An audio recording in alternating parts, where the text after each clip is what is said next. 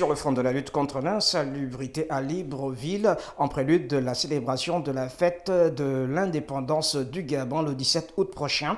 Ce samedi 13 août 2022, Christine Ba-Ntoutoum, épouse Mihindou, maire de la commune de Libreville, accompagnée de son directeur de cabinet, de son chef de cabinet et d'autres collaborateurs, est descendue sur le terrain dans le cadre de la traditionnelle opération Week-end Propre, opération d'hygiène publique au niveau local qui a pris son ancrage ce week-end au boulevard Triomphal dans le 2e arrondissement de la commune.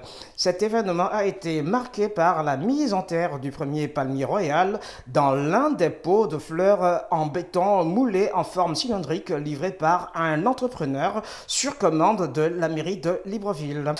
Un tel geste d'hygiène et d'esthétique urbain ne laisse personne indifférent. On en veut pour preuve ce riverain qui se dit favorable à cette action tout en y ajoutant des suggestions. C'est le président de la République qui a instauré le système de l'amélioration de propriété de la ville. C'est une bonne initiative en fait.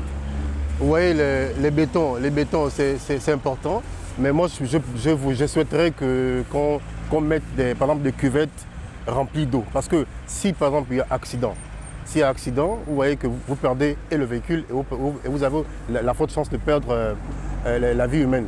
Donc au moins les plots en eau, quand par exemple il y a accident, ça projette l'eau et nous avons la chance d'éviter un peu certains dégâts, quoi. Là, ça décore la ville, ça je ne refuse pas, ça décore vraiment la ville. Je ne sais pas si vous faites ici, là nous sommes en ville, je crois, nous sommes en ville, au centre-ville, mais je souhaiterais que ça se passe aussi dans certains quartiers reculés, quoi. Au moins, on a tous la bonne vision de la ville en fait.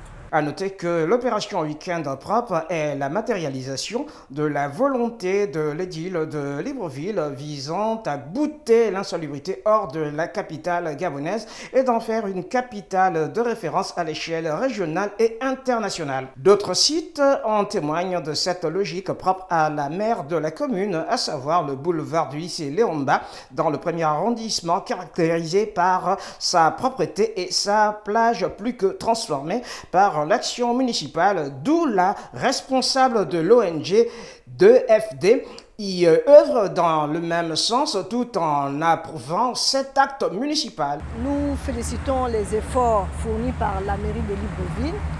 Et nous encourageons et nous participons justement à cette, à cette propreté. Nous soutenons donc les efforts de la mairie et nous souhaitons que ça continue sur cette lancée-là.